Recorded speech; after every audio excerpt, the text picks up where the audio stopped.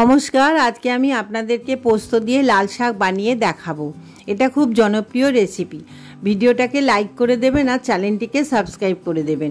অল্প সর্ষের তেলের মধ্যে আমি সামান্য কালো জিরে আর দুটো শুকনো লঙ্কা দিয়েছি।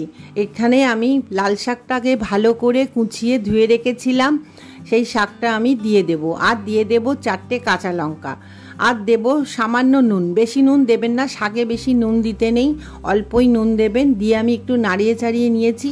এবার আমি শাকটাকে সেদ্ধ হতে দেবো। দেখুন 5 মিনিট আমি শাকটাকে সেদ্ধ করে নিয়েছি, শাকটা পুরো সেদ্ধ হয়ে গেছে।